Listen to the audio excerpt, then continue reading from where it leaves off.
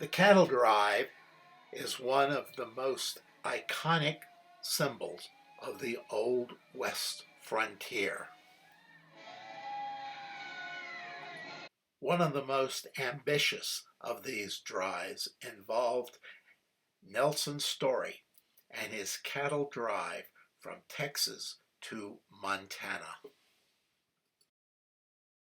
This drive was not a direct movement from Texas to Montana, but a circuitous route of 1,500 miles involving not only the usual hazards of a cattle drive, but attempted shakedowns, military interference, and Indian raids. The tale of Nelson's story and his monumental cattle drive starts in 1856. Nelson was an 18-year-old orphan and left home in Ohio for the Kansas Territory. Here he hired as a bullwhacker. By 1862, he was a successful freight driver operating out of Denver. In 1863, he departed Denver with his bride, 14 pack mules, and an ox team for the Montana goldfields. In Virginia City, Story made money hauling for the miners with his pack mules. His wife made bread and pies and sold them to the miners also. He eventually tried his hand at prospecting and was successful. By 1866, he had mined around $30,000 in gold. He came up with a new idea to make money: cattle. He converted some of his gold to cash, sewed the cash in the lining of his overcoat, and headed south for Texas. In Fort Worth, Texas, with $10,000, he purchased between 1,000 to 3,000 head of cattle. Accounts differ to the exact number of cows, and headed them for the trailheads in Missouri. He crossed the Red River and into Indian Territory, paying a total of 10 cents per cow to cross the territory.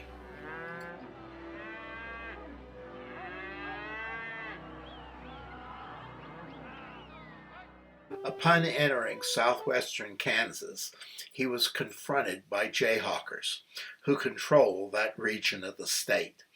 They demanded a total of $2 per cow to cross their territory.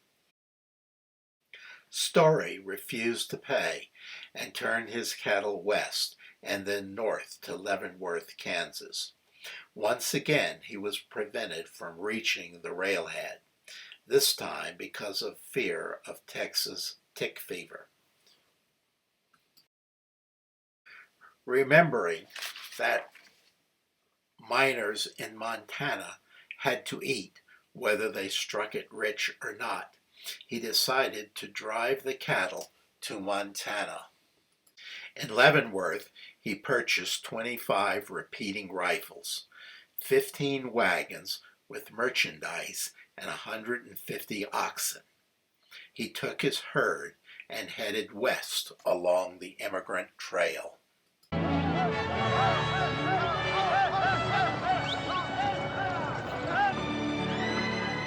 Travel along the Immigrant Trail was uneventful.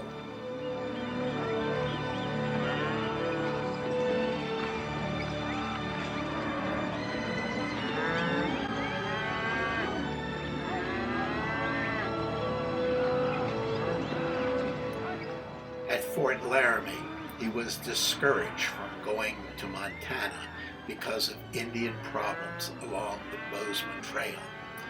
But he continued.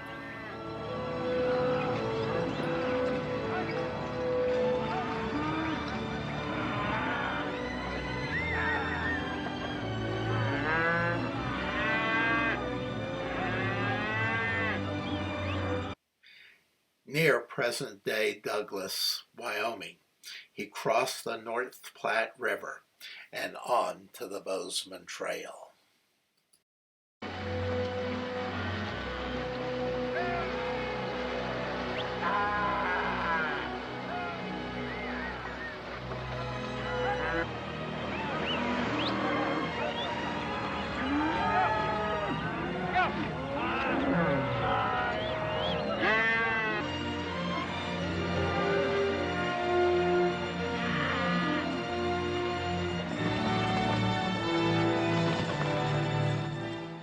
2 days on the trail, his herd was attacked by Sioux.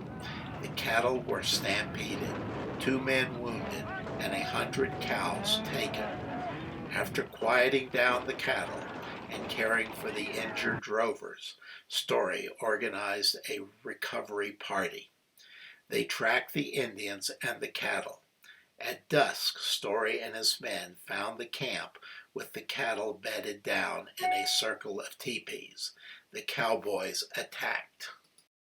One of the men later recorded, "We surprised them in their camp, and they weren't in any shape to protest much against our taking back the cattle. We had to wipe out the entire group to recover our longhorns." After reassembling the herd, they pushed on to Fort Reno, leaving their wounded comrades there.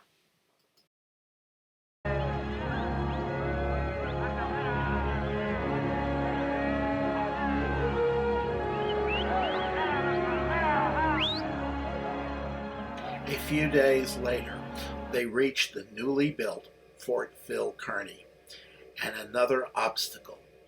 Colonel Carrington informed Story that military regulations closed the trail from Fort Phil Kearny to Fort C.S. Smith to any party of fewer than 40 armed men.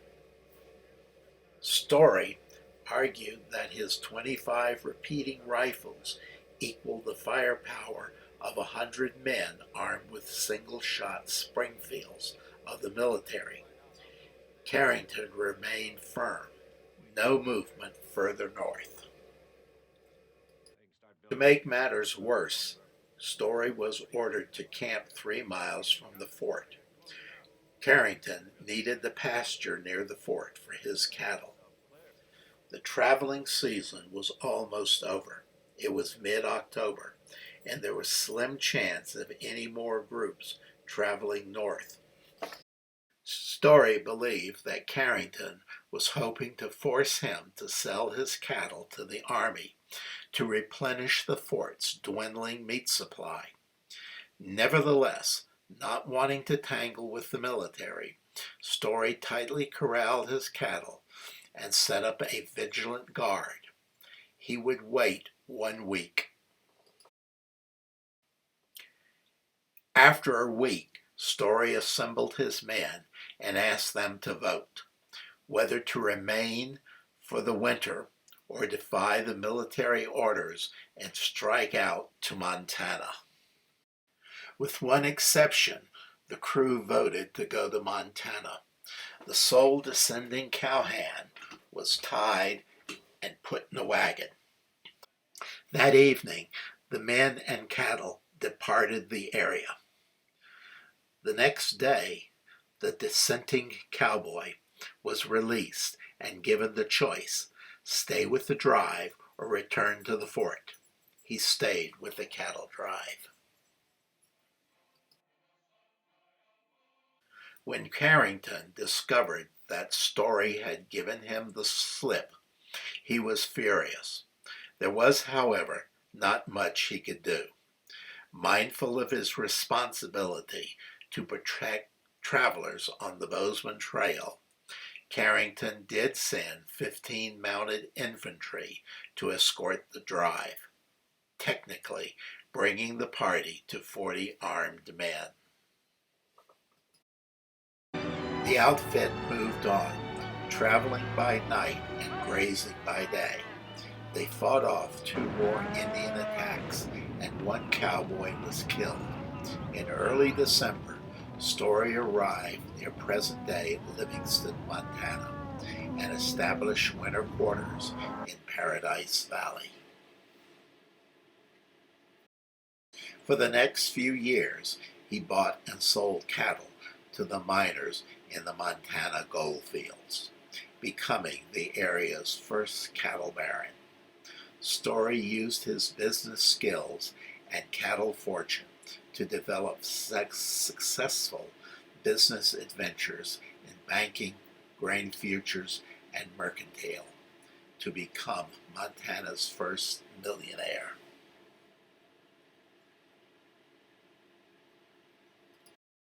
Stories 1866 Cattle Drive became an inspiration for Larry McMurtry's novel Lonesome Dove. Thank you very much for watching this video.